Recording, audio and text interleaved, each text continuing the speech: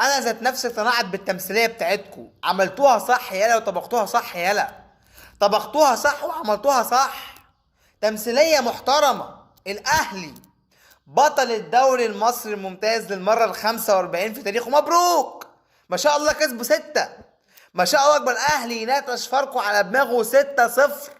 اللهم صل على النبي. ايه الحلاوه دي؟ بيحتفلوا بالدوري وبيستلموا درع الدوري، ما شاء الله ما شاء الله. شفت يا ابن الحلاوه؟ حدث تاريخي. اللقب بينحسم في اخر جوله.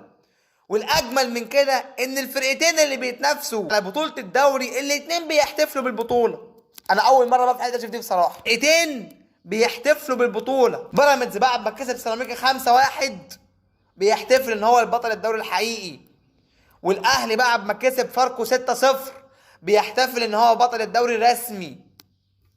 ولكن كلنا عارفين مين هو البطل الحقيقي ومين هو البطل الدوري اللي على الورق.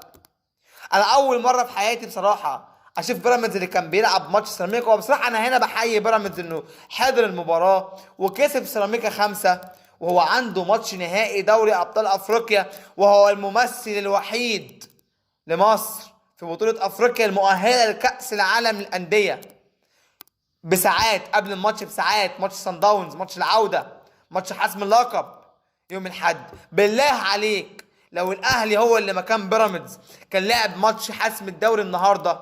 بيراميدز انه راح المباراه وحضر المباراه ولعب بشرف. بيراميدز اللي لعب البطوله من اولها لاخرها بشرف. بيراميدز اللي لعب البطوله من اولها لاخرها، واحنا بنكن له كل التقدير والتحيه والاحترام باداء ممتاز، واستمر المنافسه لاخر نفس في البطوله. بيراميدز المظلوم. واول مره في حياتي اشوف لائحه وقانون بيتغير، نادي منسحب ما يتمش خصم ال3 نقاط ليه؟ عشان ما يخسرش الدوري وياخد ال 45 دوري. واعتقد ان اي حد بيقعد يتفرج على الدوري المصري الممتاز وبيتفرج على مطوشه الدوري ودمه ينحرق، اعتقد ان محدش دمه ينحرق تاني. المسرحيه الساذجه بتاعتكم ما تعطي يا عم كل ذي حق حقه. ولكن انا فعلا عرفت ليه الاهلي معاه 45 بطوله والزمالك معاه 14 بطوله.